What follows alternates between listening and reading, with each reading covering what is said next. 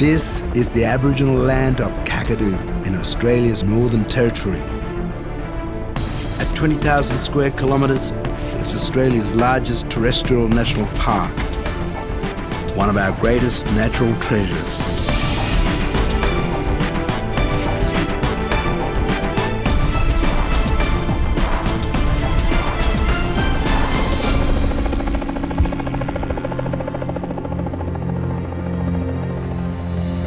Rangers work with traditional owners to try and hold on to its magic. It's a land of wild extremes. Scorching hot one season, torrential rain the next. Floods, fire, feral animals, and deadly saltwater crocodiles are just a few of the challenges they face. We'll get a helicopter and shoot this animal from the air. It's a frontier community. We're in the middle of nowhere. Watch your head! Oh, it's jumped that containment line. Where man meets wild. If you're not paying attention, it could be all over in a couple of sections. Put that hot line in the water. Yeah, he's on to it. And nature calls the shots. This is Kakadu.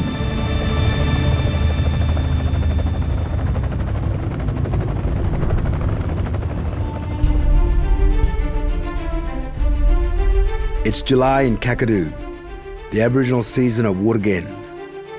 Locals call it the cold season, but for most visitors to the top end, it's as hot as summer. Tens of thousands of people now descend on Kakadu as the tourist season starts to peak. Even the most remote areas of the park are now accessible. From the towering escarpment all the way to Kakadu's wild coastline.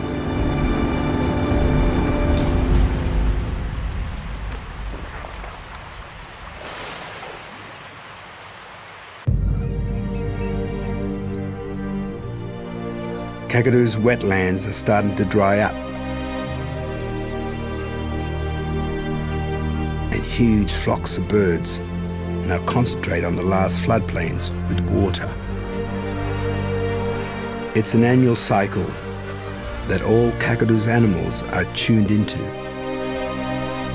Every year, thousands of birds come together to build the fat reserves that will get them through the dry months ahead. Manamanuk, the magpie goose, digs up the bulbs of the floodplain plants. Egrets pick out the last of the baby fish hatched during the floods. Maram, whistling kites, clean up the wetlands. Kinga, the crocodile, gorges on the annual feast.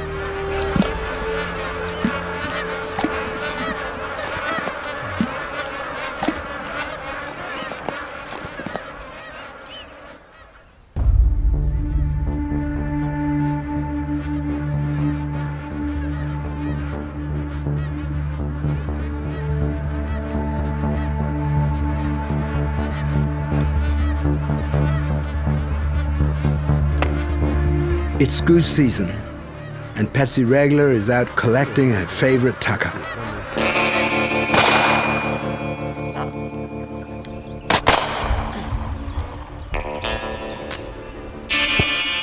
I don't eat chicken much.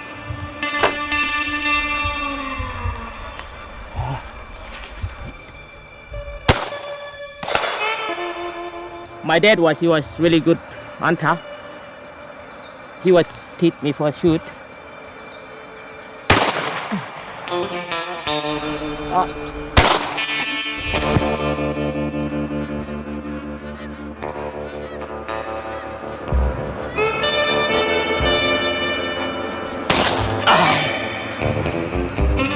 Every time I'm coming here, every 2 goose they will knock him down.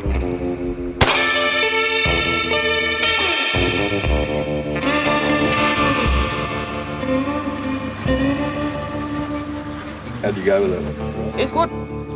No, it can look like heavy, but it's light. It is heavy. Yeah. Husband Dave helps her provide bush tucker to many of the Aboriginal families in the area. She's the best shot around. Once you get your eyes in, it's an embarrassment if there's anyone else shooting.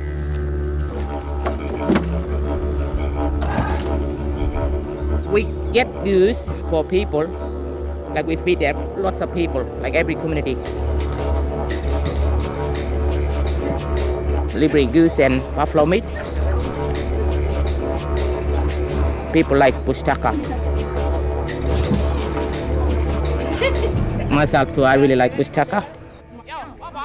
We always feed everyone.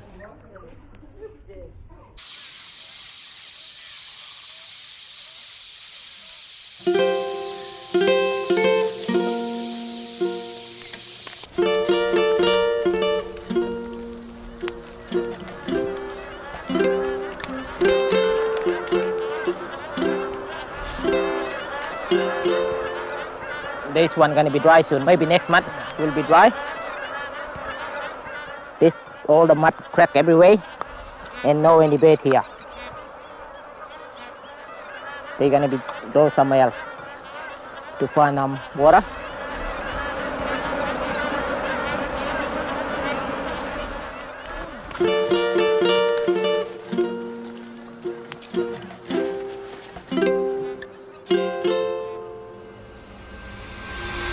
The calm of Patsy's outstation at this time of year contrasts with what's going on in other parts of the park. In the town of Jabiru, tourist season means high drama. As thousands of visitors pour into Kakadu, the park's emergency services are on full alert. Richard is Kakadu's remote area nurse. In tourist season, yeah, there's a lot of people getting lost. You know, someone bitten by a snake or whatever it is. People not drinking enough and presenting dehydrated. So a typical day changes every day. It's impossible to know what lies ahead. Richard works closely with Jabiru Fire Station Officer Steve Anderson and his volunteer fireys. A lot of remote area clinics don't have a fire service. And because of that, we're quite lucky in that we have these fireys who will ensure the scene is safe for us and then safe for the patients. Both Steve and Richard are on call 24/7. Yeah, hello, Richard. They need to be ready for anything. Single vehicle rollover, Arnhem Highway, 10 kilometres from South Alligator Ranger Station. Over.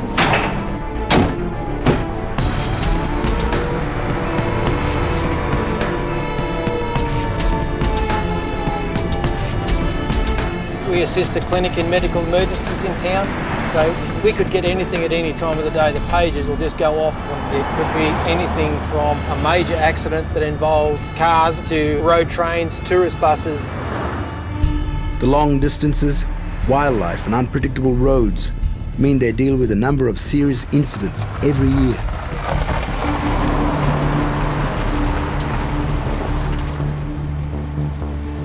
We've had about 250,000 tourists coming every year. When you have that many people travelling on the road, unfortunately, there are accidents that occur. We're led to believe that they were Asian tourists. Driver fatigue, apparently, just nodded off. Unfortunately, it can be a common occurrence on this road. Especially during the dry season, we have a lot of tourists, and quite often some of them are not used to long distances with travelling. Unfortunately, this can be a result. Sometimes the different things can be a bit overwhelming, especially if there's multiple people involved and injured or worse.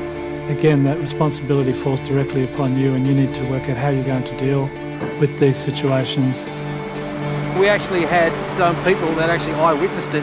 They actually seen the car spinning in the air. Lack of resources in this remote outback community means the locals come together in emergencies. Every time the town siren rings, they drop everything and run. We have a fantastic group of volunteers here, and they do an amazing job. They put themselves in situations that are quite traumatic often. It's something that really lifts the soul to see people who are prepared to step out and to really help other people out of the goodness of their heart and at really difficult times.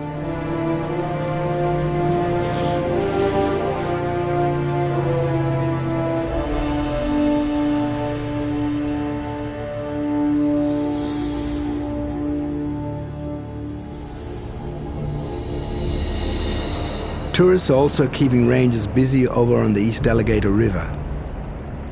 At Kells Crossing, Gary Lidner is dealing with cars and crocs.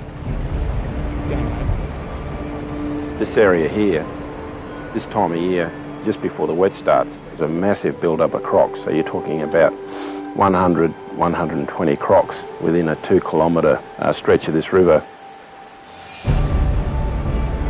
As the swamps dry up, hundreds of crocodiles move into the small stretch of river.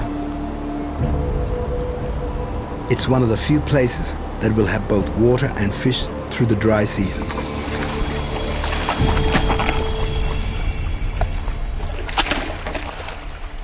But they're not the only ones looking for a feed.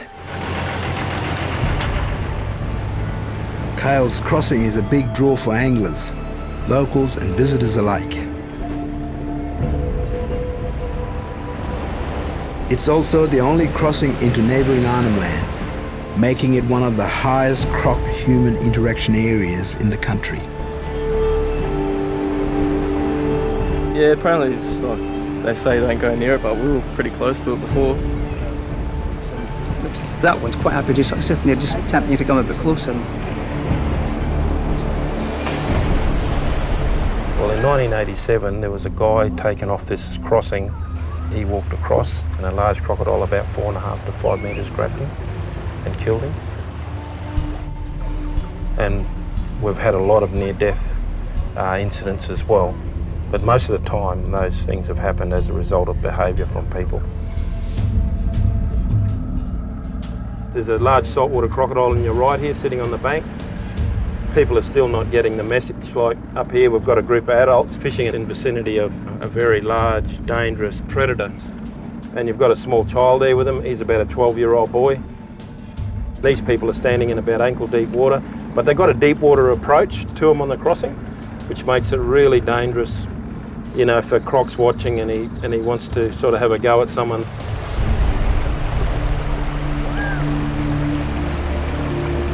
You know, it's quite alarming when you see the kids with their back to the water, and I don't know what messages the adults are giving them. If you're not paying attention, it could be all over in a couple of seconds, you know. People have just got to get a lot more savvy and aware.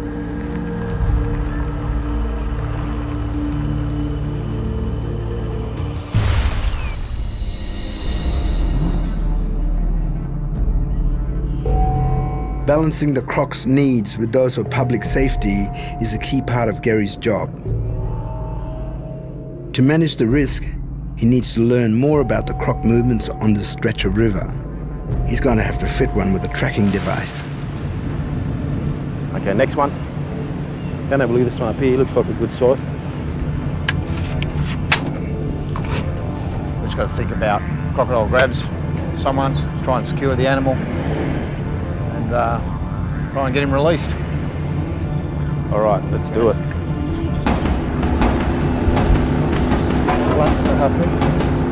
Neutral. Okay. Paddy's coming for you. It's your next harpoon, Gary. Yeah, give me another harpoon line. Andrew. Hey? He threw it. Oh, bugger. All right. He's come off. Oh, God. Okay, so we lost that croc. We're going to look for another one. But he was a really good candidate for a transmitter, that one. When he's run out, he's gone around a log and rolled. There's a lot of obstacles. It's like fishing. Fishing for a man-eater in the dark isn't without its risks. They're after a 4-metre male croc. These are the animals that pose the greatest threat to people. And they're spoiled for choice around here. He's gone down, head upstream left, port. I've gone under loft here. All right. Get another harpoon ready, Andrew. Yeah, there's harpoon on the floor. And yep. Polly's got it. Put that spotlight in the water in front of you, Paddy. There he is there.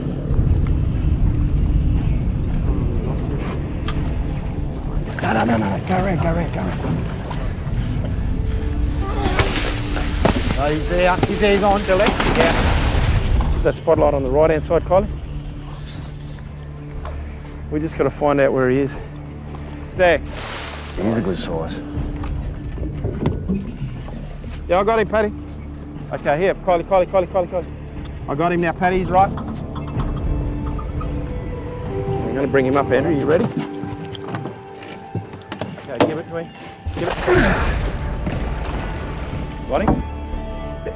Yeah, I bloody hope so, mate. I'm going back to driving boats. Right, I'm going to give you 2 lines here. Yep. You right? Good hit, brother. Give it to him. Oh, I'm not a big fella like you. I'm a little. Yep. All right, here we go. That's it. Pull him up higher. Yep, hold him there. Enough. Got him. You got it?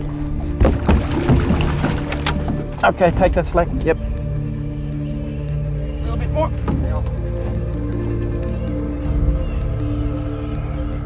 Yeah, this is the most dangerous part of the whole thing with croc capture. It's actually securing the jaws. You can see there's about 74 teeth there ready to go, but the tremendous bite power that goes with it, I think it's over a tonne per square inch. The main thing is to secure these shut. What we've got to do now is hit him with a drug. Basically, pretty well immobilised, tied up, so we'll take him back to the boat ramp. Put him up on the lawn there. Nice, easy workplace.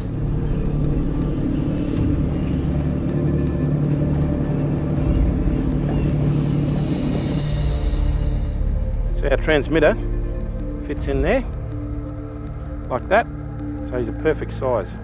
So the transmitter is going to tell us a story of where he's going to move over the next 12 months.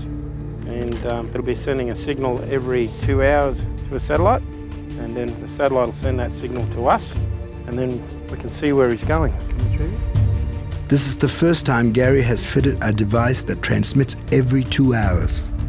This animal will help Gary protect crocs and people at flashpoints in the park.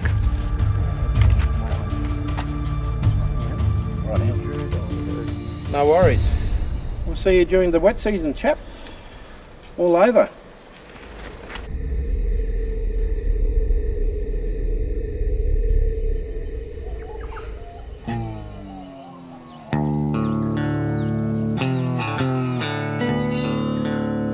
In the morning, Gary's croc takes to the river, turning heads with his latest must-have accessory.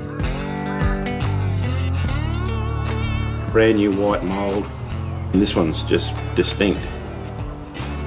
We've called this crocodile Nigel. Nigel, no friends, yeah. No one wants to know him. Dork at the disco. Yeah. He's going to stick out. He might be the Andy Warhol of crocs.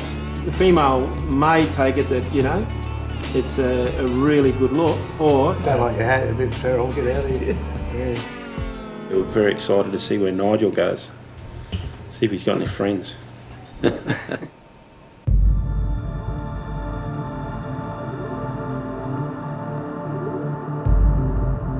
It's not just crocodiles we need to know more about. Kakadu is huge, and there are millions of animals to look after. Traffic Jabiru helicopter, Hotel Foxtrot X-ray, down Jabiru. Anne O'Day coordinates scientific research in the park. She's about to begin a wildlife survey on the South Alligator River and has enlisted the help of naturalist Ian Morris. The South Alligator is the only fully protected river system in Australia. It's vital to Kakadu and its wildlife. For the first leg of their journey, they're heading to the source of the river, deep in the rugged Arnhem Land Plateau. The plateau is a place of extraordinary biological diversity and rarely explored. The maze of ochre-coloured sandstone has kept the Western world out. This Arnhem Land escarpment, it's a really spectacular place. One of the World Heritage features is just how beautiful it is, along with the natural and cultural values.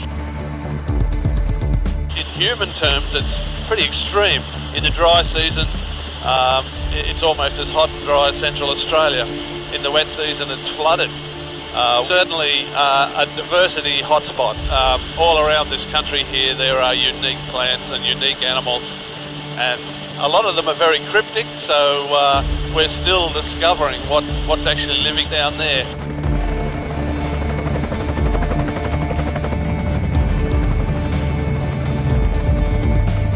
First on Anne's list is to find any sign of the rare white-throated grass wren. It's only found on this escarpment.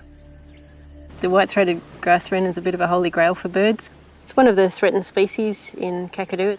What really raised an alarm is that they were not being seen anymore, so we want to know how they're doing. They're hard to see because they're not found where people go. They like to be in bouldery, rocky country. Seeing the bird is a bonus, but if we hear it, we know it's there. That's what we're interested in.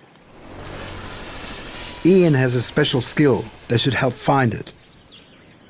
Once you've learnt bird language, they're all interrelated. And this bird we're looking at this morning is a white-throated grass wren. There are grass wrens in different parts of arid Australia, right from Western Australia to Queensland, and their calls are very similar. And once you hear the call, it stays with you, you know. And it's very easy for me to sort of find these little guys. It's like people and language.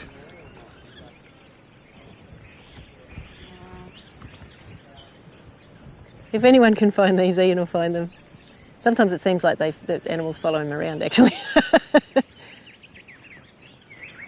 There's no other bird on the landscape has an advertisement call like the male white-throated grass wren. He gets up on a rock and he lets everybody know this is his territory.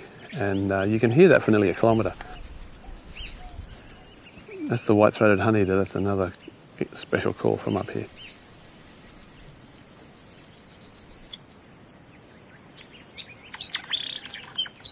Hear that? That's it. Yeah, that's it. Guess what? I'm pretty excited today because I haven't heard it for ages, and we're hearing little twitters over here, so the birds are here. They remind me of the Roadrunner and Bugs Bunny. They sort of go meep meep and attract your attention here, and while you're looking for where they were, they pop up behind you and they're off. I would suggest that we GPS it because it's almost a daily routine for them. They go around their territory. Picking up information is critical now because you can't manage a species properly unless you know how it lives. So all the little things we learn ultimately will help us fight for the species.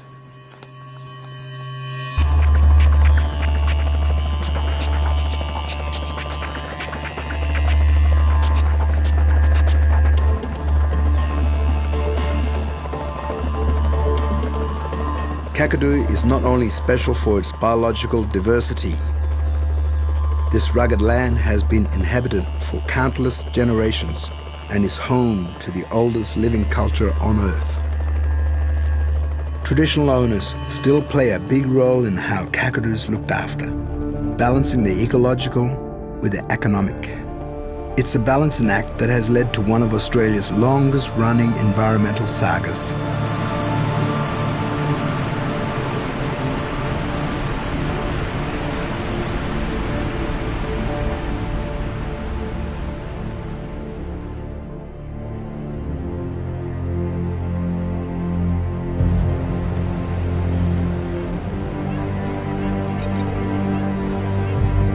When Kakadu National Park was created in 1979, some areas were excluded because of their deposits of uranium. One of those areas, the Ranger lease, is currently and controversially being mined. But the development of mines at both Jabiluka and Koongarra have been suspended due to fierce opposition. Jeff Lee is the traditional owner of Koongarra. 1,200 hectares of wilderness sitting on a large uranium deposit. He spent most of his life fighting to have his land preserved. This area here, you know, I grew up and thing, and my heart is here always. And it's not going to go anywhere. And I've been walking around in this area here with my family.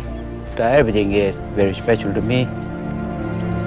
He took his battle to the World Heritage Committee in Paris and turned down a large fortune for a clean river and healthy country.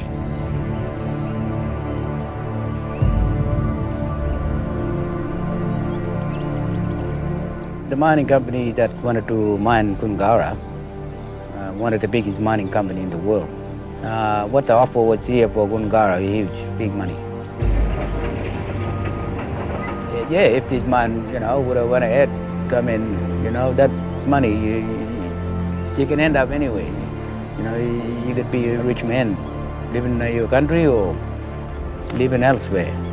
And it's not our way, that way. Our land is our land. We're here to protect it, wherever or where we stand.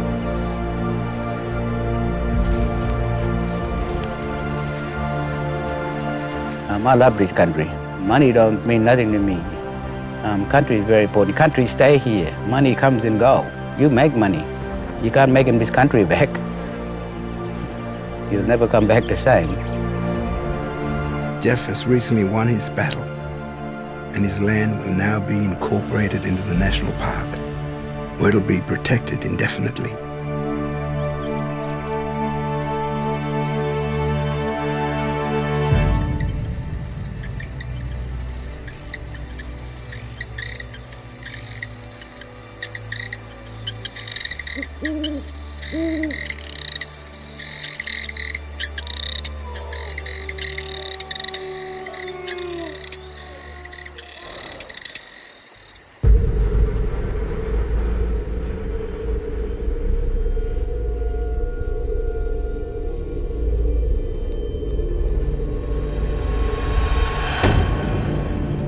August. The hot, dry season is fast approaching.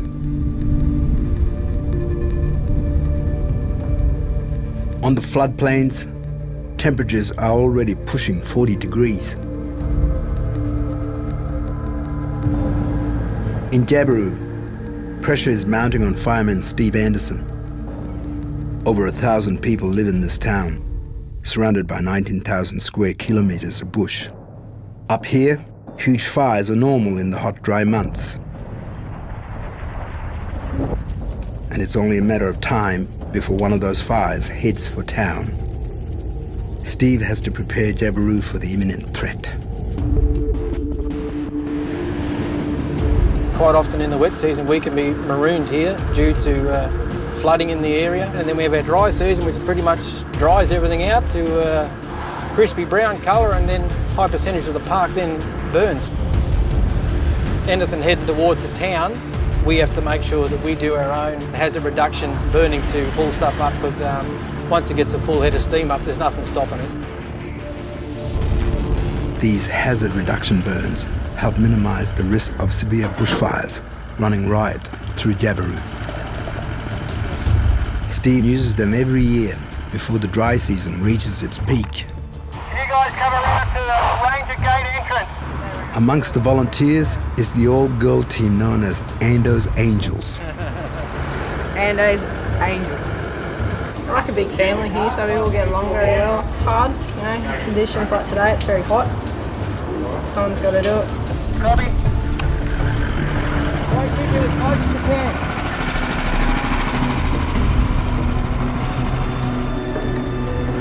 Today they're burning around the town perimeter to create a buffer zone. We're actually, the old saying here, fighting fire with fire.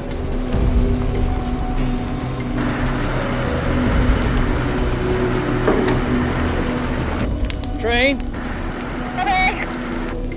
When you sort of got some decent grass that'll burn, just wait on the edge there, because James will be coming out from the other side, okay?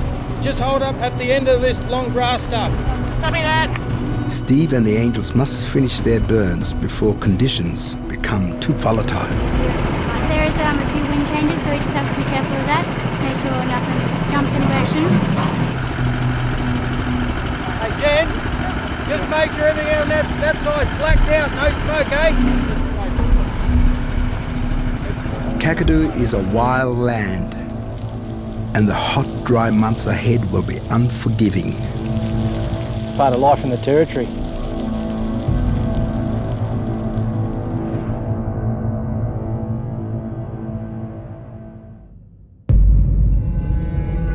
At park headquarters, another emergency call has just come in.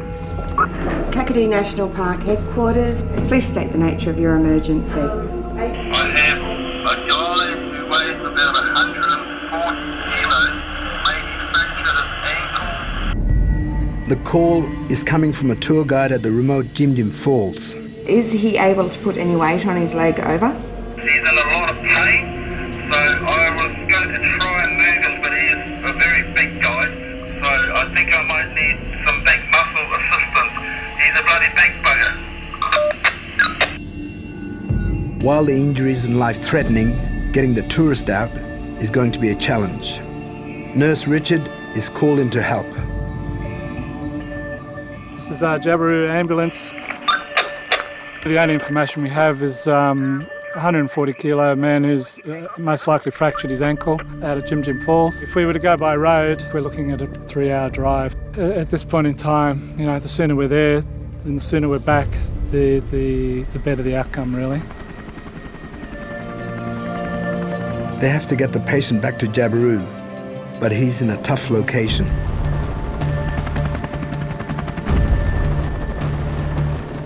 Flying into a gorge in a small area like that, the access is a lot more challenging when you're in close proximity to things like trees and the gorge walls themselves, with winds coming down the gorge and off rocks and any unexpected movement. It makes you pay attention anyway.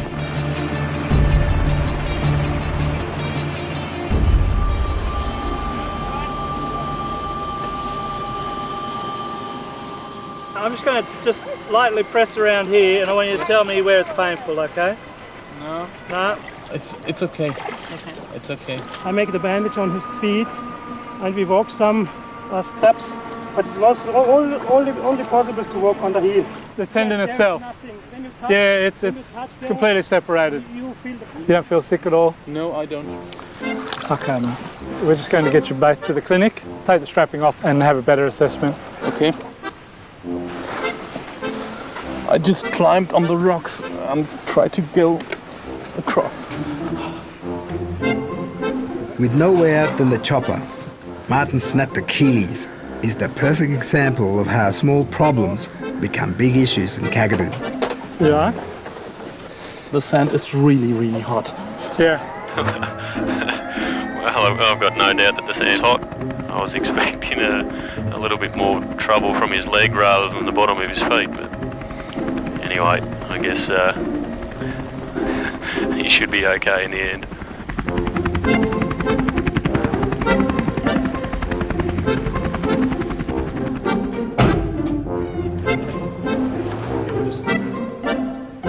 Does that feel alright? Yeah. It's too bad. I was really looking forward to Australia. My trip seems to be finished. It was some piece of shit. A little way downstream from Jim Jim Falls, Anne O'Day and Ian Morris have set some mammal traps. One of the park's biggest challenges is a problem that's been baffling biologists for the last 20 years. Small mammals have been declining across Australia for many, many years, and they're in the food chain for so many species, and just to take those out of the landscape is just going to be a disaster.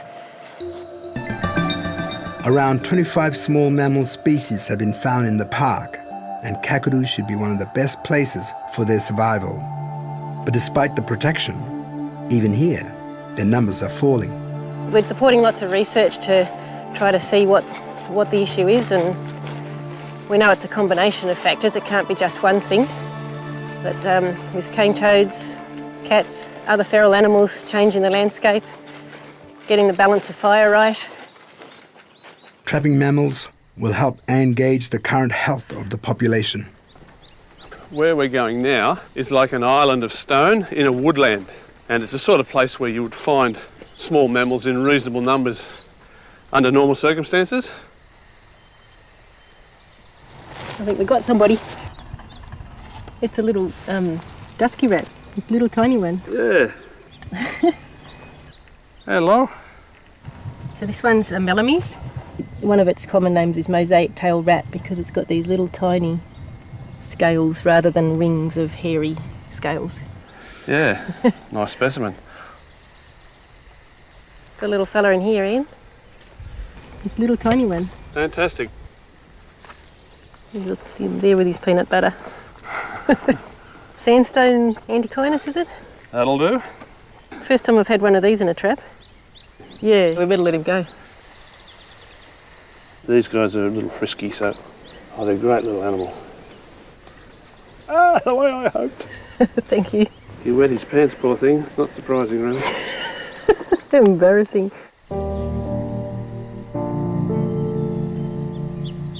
We're still learning. If we don't know and understand what lives here, well, how can we argue for its preservation? 3 and 6 traps. Breeding up for the wet. Look at those teeth. I'm glad they're not wrapped around me.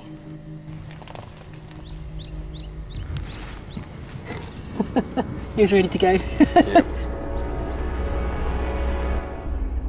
One small mammal has been hit particularly hard. The northern quoll. When I first came here, you know, quolls would be bashing around your house, bashing around in your dishes, you know, you felt like they were there everywhere. And now you're lucky to see one at all. So just to see those animals go completely would be terrible. So we do what we can to keep them here. No, nobody's home. Well, that's a bit disappointing. Although often the first night you don't get anything, so still got hope. The northern quoll population had been declining for many years, but their decline went into free fall when the dreaded cane toad arrived. One of the smallest feral animals, toads have been devastating to native wildlife. Those other feral animals we've got, none of those caused any extinctions, but toads have got the capability to cause mass extinctions. Native to South America, the cane toad was brought to Queensland in 1935 in an attempt to control the cane beetle. The population exploded across Australia. It reached Kakadu in 2001 and is still spreading. With the ability to lay up to 30,000 eggs, there are now believed to be hundreds of millions of cane toads across Australia, and every one of them is toxic when eaten. Nobody knew what to expect. We didn't quite know how to prepare for these toads, and we've just had to learn by experience. We now know that they have a devastating effect on some of our native carnivores. With an already fragile population, these invasive amphibians have pushed the quoll to the verge of extinction. But its list of victims in Kakadu doesn't end there. The yellow-spotted goanna here, the great big floodplains goanna, which was a common sight anywhere around these parts up until 2002, is completely gone. The king brown snake is gone completely. Nothing left. You know, and they're not coming back. They're finished. And that's from toads, just toads. At the Territory Wildlife Park, Dion Wedd looks after a captive population of quolls. They're being bred here to combat the rapid decline of the species in the wild. I'd safely say you're probably looking at the last few remaining quolls in the top end. It's terrible. And we've kept quolls right from the time that they were really, really common and in everyone's backyards to now where they're listed as critically endangered. So we understand the husbandry, we understand how to look after them, how to hand raise them, their reproductive biology. So basically what we do here is second nature for our keepers. They know what they're doing. The Territory Wildlife Park has teamed up with university researchers and Kakadu staff in a project that trains quolls to know their enemy. You can actually teach the animals to avoid cane toads. Essentially, we're mixing toad toxin with a meat mixed sausage, and the quolls get a taste of it, and it's a terrible taste. They hate it straight away, but it's not enough to kill them. So they learn to avoid it, and that's shown to be really, really effective.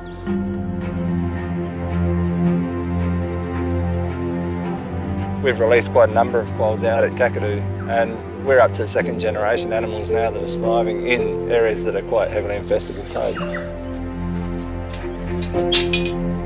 It's a hard lesson to stomach, but hopefully it will turn them off toads for life.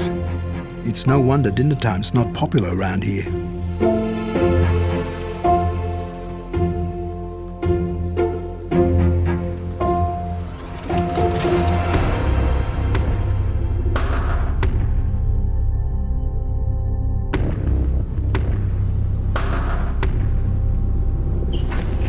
Protecting wildlife is an everyday battle in the park, and sometimes the threat is criminal. Gary Lidner and traditional owner Jonathan Naji are called in to investigate what could be a serious offence. They're at a South Alligator billabong, where illegal campers were found just a few days ago. Today there's a dead croc lying less than 100 metres from their camp. Gary's worried that it's not a coincidence.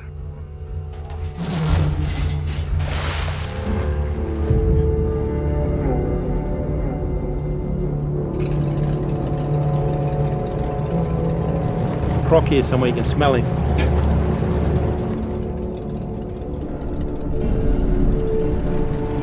Just keep your wits about you.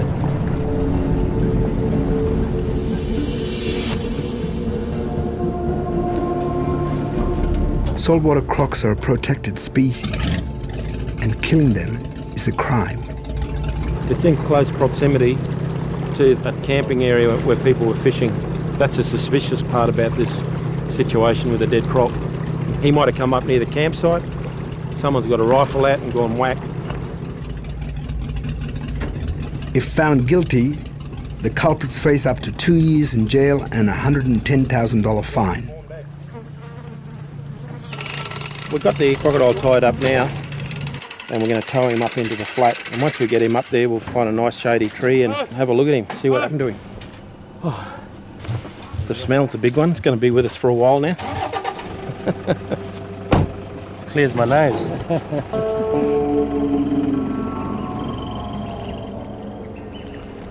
Keep going.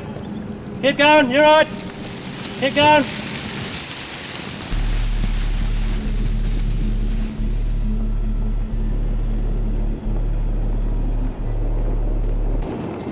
Crocs were almost hunted to extinction in the 70s, and massive bull crocs like this one were rare until recent times.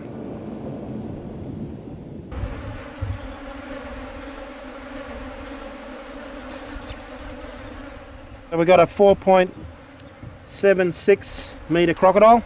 He's a big male, bull croc. You can see his penis coming out here. He could be up to 40 years old or more, you know. These crocs are special. They well and truly earn their right to be, you know, the boss croc, because, you know, being laid as an egg and then surviving all that way to be a, you know, a 10-foot crocodile male is a very hard thing to do. To get to the next stage where he's a big bull croc, he's well and truly earned his right to rule that waterway, you know. And then someone comes along one day and maybe ended his life with a bullet. It's terrible. The most common cause of death for an animal this size is by a bullet or a fight with a challenger croc. There's a couple of things that make us think that he might have been shot, you know. There's no bite marks on him. There's no obvious wounds. There's only one way to find out. Crime scene investigation, Kakadu style. All right. Okay. Yep. We want to see if he's got any bullet holes or bite marks other side of his body. Not a pleasant job, eh? Yeah, that looks interesting. That's a hole there. It looks like a bullet hole right there. I don't know whether it's gone like that and up into the brain. Tail intact? Yeah. Okay. And this one here. Pour some water on it. The plot thickens when Gary identifies further injuries. This is starting to get very interesting. You can see where it looks like a bite mark. Look here, you can see some injuries here. See where it's been bitten about the eye? See that crush mark there on the bone? There's another bite mark down the skull here where it's bubbling, and there's a depression tooth mark there. This is starting to look like it's had a fight with another crocodile and come off the loser and basically died as a result of that battle. They fight face to face like that, so this other one might have had him headlock. You're talking about a 16-foot crocodile here fighting with another crocodile of equal size or bigger. That'd be an impressive fight to watch. The animal kingdom is not a nice place from human terms, but it's a reality for a crocodile. You've got to deal with threats from other crocs.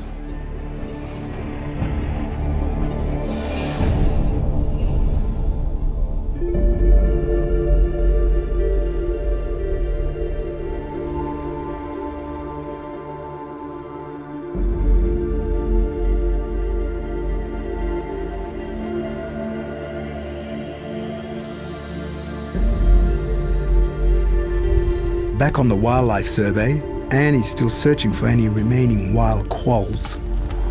No. False alarm.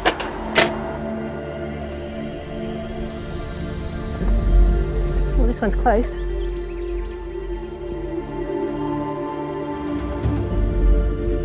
Might be something in there. It's a quoll. It's actually a quoll. It's a baby quoll. This just means that there's another population of quolls out there that we didn't know about, and there's not many of those. So, best case scenario, these little guys could make a comeback. So it's got all its fur and everything, but I think it's still probably relying on its mum for a bit of milk. They breed up at this time of year so that by the time the wet season comes and there's insects and food everywhere, the little tackers are out getting to be independent and they've got plenty of food. A little fella like this means there's at least a mum and there was at least a dad. Of course I say was because after they breed up, after the breeding season, the males, most of them just die. I'll let it go just exactly where we trapped it, then it will be able to find its way back to its den.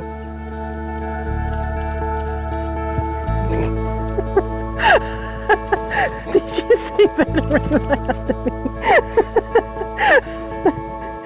Oh, that was good.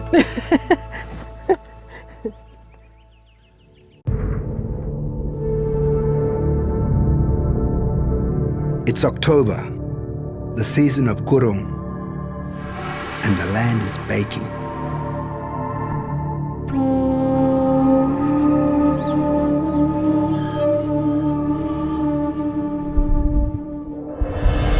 For Jabiru fireman Steve Anderson and his volunteer firefighters, bad news is on the way.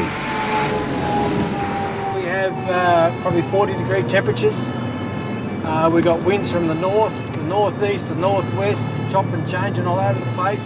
So it's not ideal for fire conditions, that's for sure.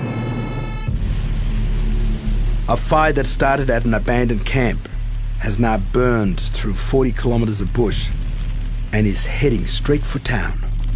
Train and rowing are on my 09, Jibber. It's now working its way across, and it's got a couple of little creeks to jump before it starts heading towards town, but there's every chance it's beaten a lot of fire breaks so far. Right, mate. Steve can only hope that the early burns they put in will be enough to contain it. At least we've got a bit of a buffer zone against this track for the time being. Gives us a bit of grace, so long as we can keep it this side of the track.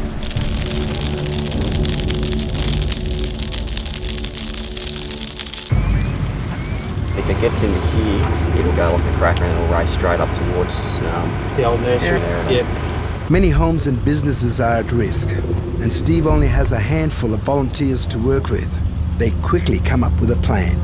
Yeah, that got burnt this year already, so we're just going to make sure it doesn't cross the road anywhere.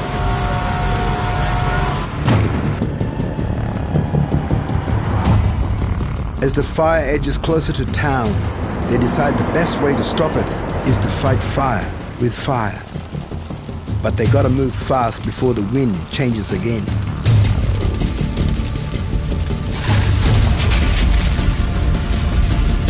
The northeasterly is the ones we don't particularly want because that's where it's going to push this fire towards town. There's gardens, there's houses, there's all sorts of things that are a threat there.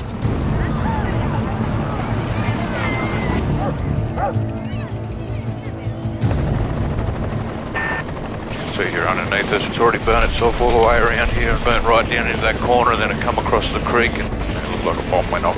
Oh no, we're about 1 kilometre away from the edge of the township of Jabiru. If it jumps this track, then yes, it's a concern. Steady, steady, keep going, just keep an eye on what the wind's doing. Copy that, Andy.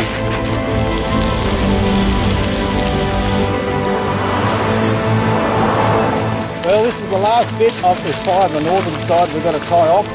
That's it, everything else is burnt. In theory, the fire will go out.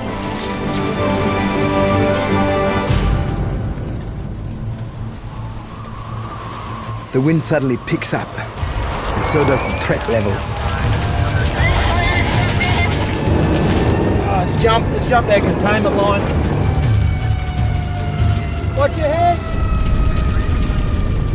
The flames have jumped the fire break. It's now racing towards town. We're approaching the residential area of Jabiroos. It's only about 100 metres away. It won't take much to be lapping at people's front doors, that's for sure. It's right on the edge of Jabiroos. It jumps that road, it's on our doorstep. As the fire edges closer, one of Jabiroos' major assets is in a dangerous location. The golf club's pretty much on the edge of town. It's a clubhouse as well, and they're severely under threat.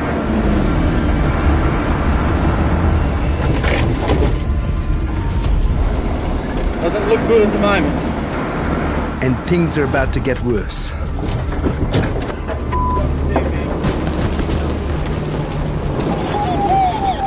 We're out of action for Wild Tree and we have a flat. Can you please repeat that? We have a flat tyre. Copy that. Yeah, go train. Just go straight to the golf club. Copy that. Things are heating up for the Angels, who are now fighting the blaze alone. You keep going along the front here, Nat. Steve calls for backup. Can you get in touch with Macca and Ryan? I need them to assist us at a grass fire at the Jabiroos Golf Club. You know where the number 4 is? Where the tee-off is. Go down and check that bottom line for me.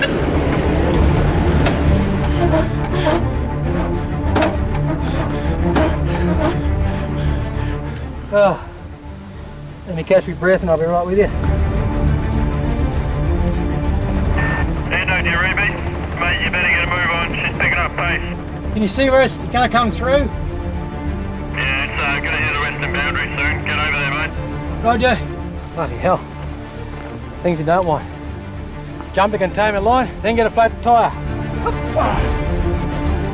Are you still out of the golfing? Copy, Endo.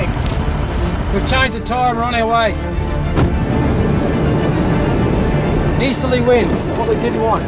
Nice and peaceful and calm 1 minute, and hell breaks loose the next. All in a day's work, eh? As the fire bears down on the town, Jabiroos is faced with its worst-case scenario. Yeah, just head back towards the clubhouse. Plan is we're going to put a huge big back burn in, about 3 or 4k long, to protect the golf club and the western boundary of the township.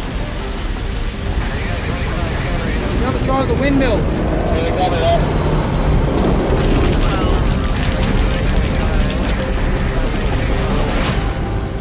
Steve's plan backfires as the flames jump yet another containment line.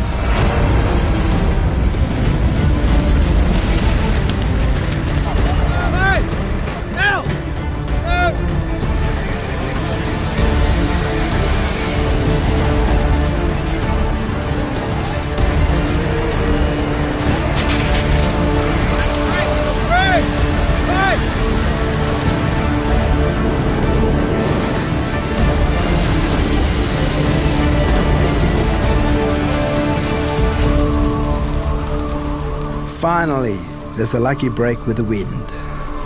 How's the back there, train? Yeah, not too bad. Looks like the wind just changed direction again, eh? The wind's going virtually a northerly direction, which is perfect for us. While the wind's working to our advantage, we'll make the most of it. It's all Steve needs to get the fire under control.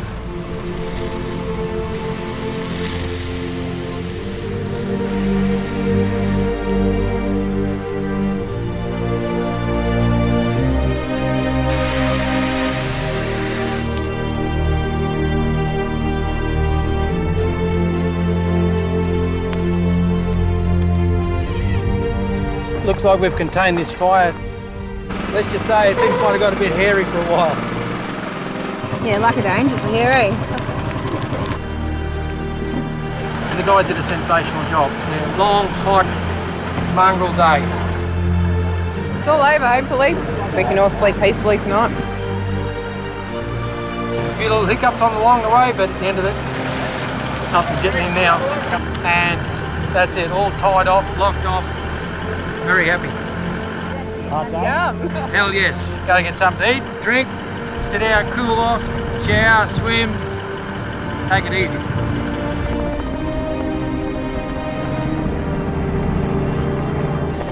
Good job, fellas. Think you guys earned yourself a beer, eh?